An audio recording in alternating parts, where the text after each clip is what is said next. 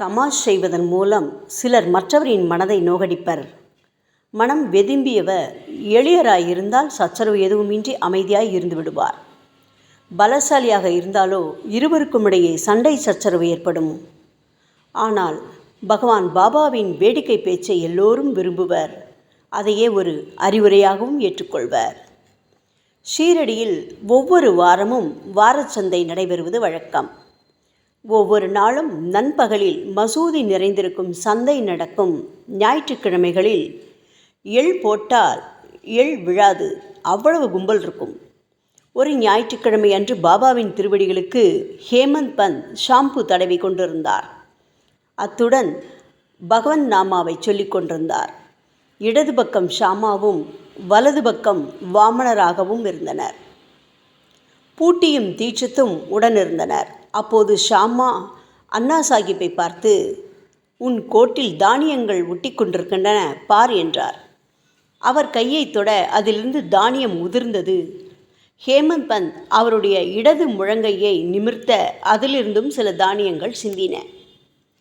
தானியம் எப்படி இவர்களிடம் இருந்தது என்பது குறித்து ஒவ்வொருவர் அவரவருக்கு தோன்றியதை கூறிக்கொண்டிருந்தனர். யாருக்கும் சரியான காரணம் தெரியவில்லை. இது அதிசயமாக இருந்தது. அப்பொழுது பாபா, இந்த ஹேமந்த் பந்த் யாருக்கும் கொடுக்காமல் தனியாக சாப்பிடுவது வழக்கம். இன்றைக்கு சந்தையானதால் அவர் தானியம் குறித்து கொண்டே இருந்தார். அவர் பழக்கத்தை நான் அறிவேன். இந்த தானியங்களே அதற்கு எடுத்துக்காட்டு. இதில் என்ன வியப்பு என்றார். அதற்கு ஹேமந்த் பந்த், எனக்கு அத்தகைய பழக்கம் கிடையாது. ஏன் வீணாக என் மீது பழி சுமத்துகிறீர்கள்? நான் ஷீரடி சந்தையை பார்த்தது கூட கிடையாது. இன்றோ இதற்கு முன்போ அங்கு சென்றதும் கிடையாது. என் அருகில் இருப்பவர்களுக்கு தெரியாமல் கொடுக்காமல் நான் எதையுமே உண்டது கிடையாது என்று கூறினார்.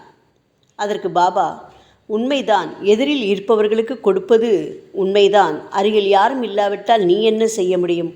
நீ சாப்பிடுவதற்கு முன் என்னை நினைத்தது உண்டா? நான் உன்னுடன் எப்போதும் இல்லையா? நீ எப்போதும் எனக்கு கொடுக்கிறாயா என்ன? இதிலிருந்து பாபா கற்பிப்பது, மனம், அறிவு, இந்திரியங்கள் ஒன்றை அனுபவிப்பதற்கு முன் பாபாவை நினைக்க வேண்டும். அதுவே அவருக்கு கொடுப்பதாகும். இதுபோல் ஆசை, கோபம், பேராசை போன்ற எல்லாவற்றையுமே முதலில் குருவுக்கு அர்ப்பணம் செய்துவிட்டால் இவற்றை நீக்க இறைவன் உதவுகிறான். குருவுக்கும் கடவுளுக்கும் வேறுபாடு கிடையாது. இவ்வாறு நம் அகக்கண் முன் பாபாவின் உருவத்தை நிலைப்படுத்திவிட்டால் நமக்கு பசி, தாகம், சம்சார பந்தம் அனைத்தையும் நாம் மறந்து விடுவோம். இவ்வுலக வாழ்க்கையில் உண்டாகும் மகிழ்ச்சிகள், பற்றுகள் மறைந்துவிடும். அப்பொழுது இந்த பற்றற்ற மனம் அமைதியையும் எல்லையற்ற இன்பத்தையும் பெற்றுவிடும். மற்றொரு சமயம் 2 பக்தர்களுக்குள் ஏற்பட்ட பூசலை தவிர்க்க பாபா எப்படி வேடிக்கையாக பேசினார் என்பதையும் பார்ப்போம். அண்ணா சின்சுனிக்கர், மங்கிபாய் இருவரும் பாபாவின் பக்தர்கள். பாபாவுக்கு தொண்டு செய்யும் போதே இருவருக்கும் இடையே பூசல் ஏற்பட்டது, அதாவது சண்டை ஏற்பட்டது. சின்சுனிக்கர் கரார் பேழ்வழி, நேர்மையானவர், ஆனால் பார்வைக்கும் பயங்கரமானவராக தோற்றமளிப்பார். சாய்பாபாவுக்கு அவரை ரொம்பவும் பிடிக்கும்.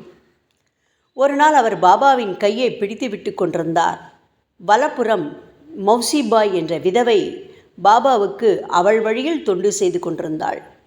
அவள் தூய உள்ளம் கொண்ட ஒரு வயதான மூதாட்டி. அவள் 2 கைகளையும் பாபாவின் உடலை சுற்றி சேர்த்து அவருடைய வயிற்றுப் பகுதியை பிடித்து விட்டு கொண்டிருந்தாள். திடீரென்று அவள் முகத்தில் கோபக்குறி காணப்பட்டது. அவன் முகத்திற்கெதிரே சின்சுனிக்கர் முகமும் வந்தது.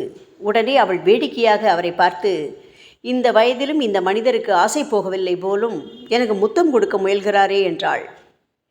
இருவருக்கும் பூசல் முற்றியது. இருவரையும் சமமாக நேசிக்கும் பாபா பூசலை முடிவுக்கு கொண்டு வர எண்ணி சின்சுனிக்கரை பார்த்து, ஒன்றுமில்லாததற்காக ஏன் வீணாக சண்டை போடுகிறீர்கள் என்று கேட்டுவிட்டு அம்மையாரிடம், தாயை முத்தம் கொடுப்பதால் என்ன தவறு என்றார். பாபாவின் இந்த வேடிக்கை பேச்சை கேட்டு எல்லோரும் மகிழ்ச்சி அடைந்தனர். சண்டையிட்டவர்களும் சமாதானம் அடைந்து மன அமைதி கொண்டனர். மற்றொரு சமயம் மம்சிபாய் பாபாவின் அடி வயிற்றை வேகமாக அழுத்தி பிடித்து விட்டு கொண்டிருந்தாள். அவள் ஏதோ கோபத்தில் அவ்வாறு பாபாவை இம்சிப்பதாக எண்ணி பாபாவின் நரம்புகள், இரத்த குழாய்கள் பத்திரம் என்றனர். உடனே பாபா எழுந்து தன் கைத்தடியை எடுத்து அருகே இருந்த தூணில் ஒரு முனையும் தன் வயிற்றிலே மற்றொரு முனையும் இருக்குமாறு வைத்து அழுத்தவே எல்லோரும் அச்சம் கொண்டனர். சிறிது நேரம் கழித்து பாபா கோபம் தணிந்து தடியை எடுத்துவிட்டு அமர்ந்தார். அம்மையாரின் தொண்டு பற்றி பிறர் குறை சொன்னது பாபாவுக்கு பிடிக்கவில்லை போலும். பக்தர்களிடம் அத்தகைய பாசம் கொண்டவர் நம் பாபா. ஓம் சாய்ராம்.